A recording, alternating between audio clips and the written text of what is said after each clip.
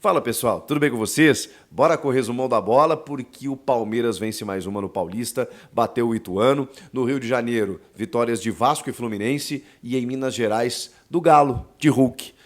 E a seleção no pré-olímpico? Tá quase lá, mas tem uma pedreira pela frente, eu vou te explicar. Chega mais, eu sou o Chico Garcia, inscreva-se no canal e vamos juntos!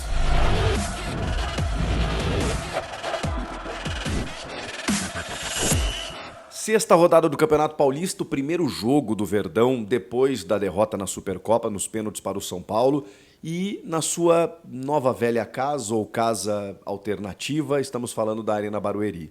E já sabemos que o Allianz Parque, com toda aquela disputa jurídica, dá para dizer assim, com a W Torre, né, com ameaça de interdição, e foi o que aconteceu do Allianz Parque, enquanto não trocar o gramado, a Leila Pereira, né, que tem nas suas empresas a aquisição da Arena Barueri, tem pelo menos um estádio para sediar os seus jogos. 8, 9 mil pessoas presenciaram uma vitória por 2-0 sobre o Ituano. O Ituano que complicou a vida de muita gente nesse campeonato, inclusive do Corinthians. Pois bem, 2-0, gols de Flaco Lopes. Vejam só, o homem está endiabrado. E o Rony que entrou na segunda etapa. O Rony que entrou bem, inclusive bem participativo, e achei interessante a escalação inicial do Abel Ferreira, né?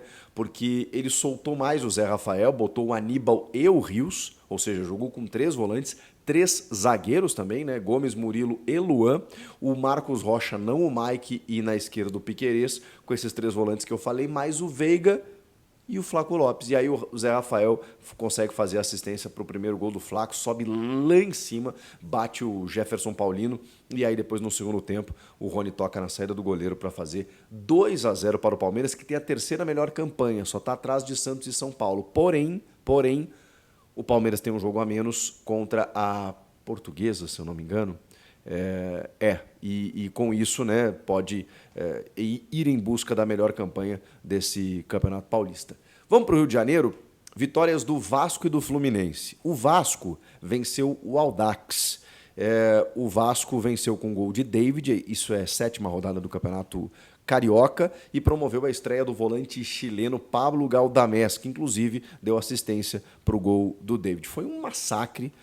O jogo aconteceu em Manaus, na Arena da Amazônia, né? Foram 26 finalizações. O goleiro foi bombardeado o jogo inteiro, faltou pontaria para o Vasco, né? Para poder tornar esse placar bem maior do que apenas 1-0. E a nota triste ficou pela lesão do Bruno Lima, num choque entre 2 jogadores do Audax. O cara conseguiu quebrar a tíbia, foi levado para o hospital, boa recuperação para ele. Já no Maracanã, o Fluminense bateu o Sampaio Corrêa do Rio de Janeiro num gol do argentino Germán Cano lá no segundo tempo, 29 minutos, depois de furar um bloqueio que tava duro, viu?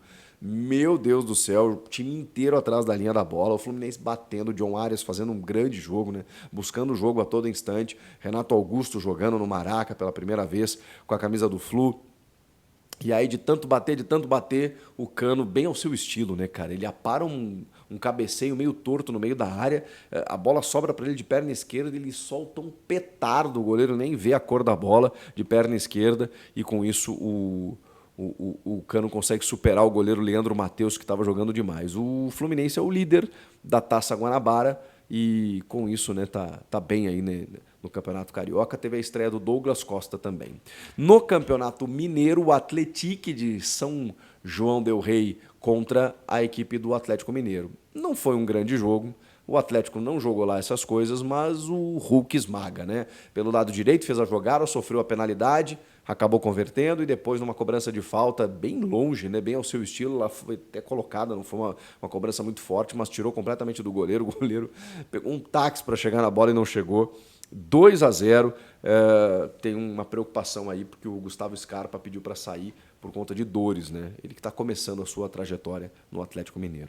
Vamos falar de seleção, porque essa seleção está dando trabalho, né? Mais do que eu imaginava. Tem bons valores, jogadores protagonistas nos seus times, mas assim, tá difícil. A gente está sofrendo diante de Venezuela, Paraguai, e o jogo de hoje ele era decisivo, porque se o Brasil, depois de ter perdido para o Paraguai, não vencesse o seu jogo hoje, estava fora do pré-olímpico. Venceu e não foi fácil. O Maurício, jogador do Inter, titular do Inter, inclusive, né? Bom jogador, faz um gol ainda no segundo tempo para nos dar uma tranquilidade maior. Só que a gente sofre o empate com o Bolívar a 21 minutos e a 27 a Venezuela estava virando o jogo com o Lacava, mas o gol foi anulado por impedimento. Que sorte, hein? E aí, aos 42, numa jogada do Endrick, sempre ele, uma enfiada de bola maravilhosa para o Guilherme Biro, que entrou e aos 42 do segundo tocou na saída do goleiro, um toquezinho muito sutil. Ele vai muito bem nessa seleção de base, né? Não consegue performar da mesma maneira no Corinthians, para vocês verem como tá a bagunça do Corinthians, né?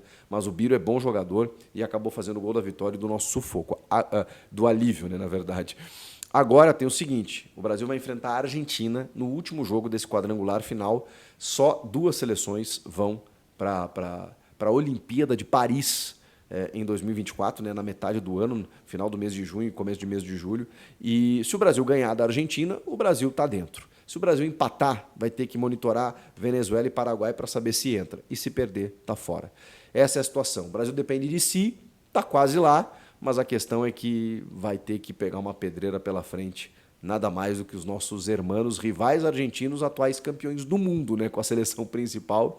Nós temos bons valores, temos, mas assim, nossa senhora, eu esperava jogos mais fáceis com o John Kennedy, Endrick, o Andrei, ex-Vasco, né, ex-Chelsea, o Gabriel Peck. Eu imaginei uma facilidade maior, isso não está acontecendo. O que vocês acharam da noite de futebol? Alguns dos principais destaques do mundo da bola, aqui no Resumo da Bola. Comenta aqui e inscreva-se no canal, tem conteúdo todos os dias. Você está gostando? Eu volto na próxima. Tchau!